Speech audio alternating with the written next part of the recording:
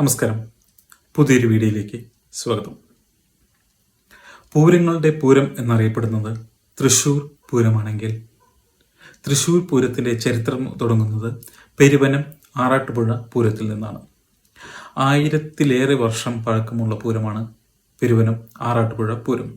അങ്ങനെ കാർത്തിക പുറപ്പാട്, രോഹിണി വിളക്ക് ഇതെല്ലാം കഴിഞ്ഞു. ഇന്ന് മകീരം പുറപ്പാട്. മകീരം പുറപ്പാട് എന്ന് പറഞ്ഞാൽ പൂരക്കൊടിയേറ്റം. ഇതിൽ പ്രസിദ്ധമായ മകീരം പുറപ്പാടുണ്ട് തൃപ്രയാർ ശ്രീരാമസ്വാമി ക്ഷേത്രത്തിൽ. കൊടിമരമില്ലാതെ പൂരപ്പുറപ്പാട് നടത്തുന്ന ഒരു ക്ഷേത്രമാണ്. തൃപ്രയാർ ക്ഷേത്രത്തിലെ മകീരം പുറപ്പാട് ഉച്ചയ്ക്ക് 1:10-നും 2:30-നും ഇടയിലാണ്. അതായത് ആ സമയം എന്ന് പറഞ്ഞു കഴിഞ്ഞാൽ ഭയങ്കരമായ വെയിൽ ഉദിച്ചു നിൽക്കുന്ന ഒരു സമയമാണ്. ആ സമയത്ത് തൃപ്രയാർ അമ്പലം എന്ന് പറയുമ്പോൾ മൊത്തം മണലാണ്. കാലുകളെല്ലാം ആ വെയിലത്ത് നിന്ന് പൊള്ളുന്ന അത്രയും വെയിലത്തും ജനസാഗരമായിരിക്കും തൃപ്രയാർ അമ്പലത്തിൽ. തൃപ്രയാർ തേവർ എഴുന്നള്ളുമ്പോൾ അല്ലെങ്കിൽ തൃപ്രയാർ തേവര് പുറത്തേക്ക് എഴുന്നള്ളുമ്പോൾ വെടി പൊട്ടിക്കലും ഈ വെടിക്ക് തന്നെ ഒരു ചരിത്രമുണ്ട്. ഞാൻ കേട്ടറിഞ്ഞിട്ടുള്ളത്, കണ്ടു സീതയെ, അതായത് അത്രയും മുഴക്കത്തിൽ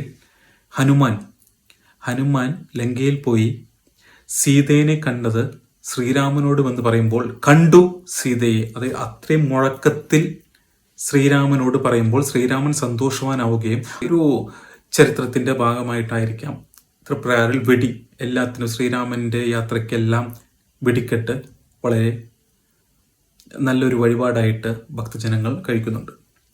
ഇനി മകീരം പുറപ്പാടിലേക്ക് വരികയാണെങ്കിൽ, മകീരം പുറപ്പാടിന് തൃപ്രയാർ ശ്രീരാമസ്വാമി എഴുന്നള്ളുമ്പോൾ അല്ലെങ്കിൽ ആനയുടെ പുറത്ത് സ്വർണ്ണക്കോലം വെച്ച് എഴുന്നള്ളുമ്പോൾ ഭക്തജനങ്ങൾ അവർക്ക് ശ്രീരാമനെ കണ്ടതിനുള്ള ഒരു സന്തോഷം അവരുടെ മനസ്സിൽ വരികയും അവർ കോയിനെല്ലാം വലിച്ച് കോലത്തുമയ്ക്ക് എറിയുന്ന ഒരു പതിവുണ്ട്.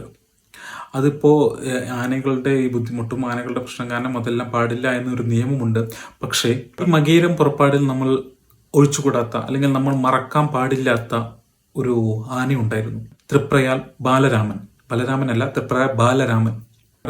ബാലരാമൻ തൃപ്രയാർ തേവരുടെ അല്ലെങ്കിൽ തൃപ്രയാർ അമ്പലത്തിലെ എല്ലാ ചടങ്ങുകളും മനഃപ്പാടമായിരുന്നു.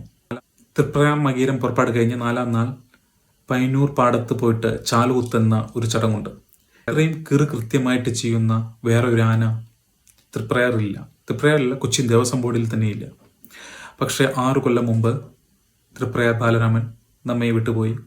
പക്ഷേ ഇത് പറയാൻ പാടില്ലാത്തതാണ്.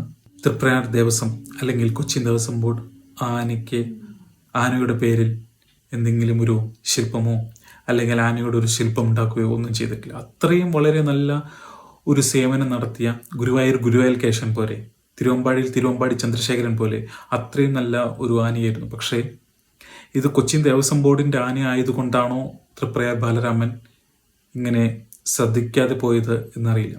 എന്നാലും തൃപ്രയാർ അമ്പലത്തിൽ വളരെ വളരെ നല്ല അതായത് ഞാൻ പറഞ്ഞില്ലേ, കോയിനൊക്കെ വലിച്ചെറിയുമ്പോൾ ഒരു ബുദ്ധിമുട്ടുമില്ലാത്ത ഒരു ആനയായിരുന്നു തൃപ്രയാർ ബാലരാമൻ. ഇനി നമ്മൾ തൃപ്രയാർ മകീരം പുറപ്പാടിനെ കുറിച്ച് പറയുകയാണെങ്കിൽ, അതായത് അത്ര ജനത്തിരക്കാണ് തൃപ്രയാർ മകീരം പുറപ്പാടിനുള്ളത്. തൃപ്രയാർ മകീരം പുറപ്പാട് ആറാട്ടുപുഴ പൂരത്തിന് മുന്നോടിയായി കുടിയേറ്റമാണ്. വേറെ ഒരു രസകരമായ സംഭവം എന്താണെന്ന് വെച്ച് കഴിഞ്ഞാൽ, വർഷങ്ങൾക്ക് മുമ്പ്, അതായത് ഞാനൊക്കെ ജനിക്കുന്നതിന് മുമ്പ് തൃപ്രയാർ ശ്രീരാമസ്വാമിയുടെ കോലം കയറ്റിയ അതേ ആന തന്നെയാണ് ഊരകത്തമ്മതിരുടി ക്ഷേത്രത്തിലും മകീരം പുറപ്പാടിന് കോലം കയറ്റുക. ഊരകത്തമ്മതിരുടി ക്ഷേത്രത്തിൽ കൊടിയേറ്റം വൈകിട്ട് അല്ലെങ്കിൽ മകീരം പുറപ്പാട് വൈകിട്ടാണ്.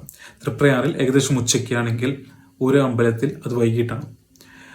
ഊരകത്തമ്മതിരുടി വന്ന ചരിത്രമൊക്കെ നമുക്കറിയാം. കാഞ്ചീപുരത്ത് പോയിട്ട് തപസ് ചെയ്ത് വന്നതാണ്. അപ്പോൾ ഊരകത്തമ്മതിരുടിയുടെ കൂടെ വന്നതാണ് പിഷാരിക്കൽ ഭഗവതിയും പല്ലിശ്ശേരി ഭഗവതിയും.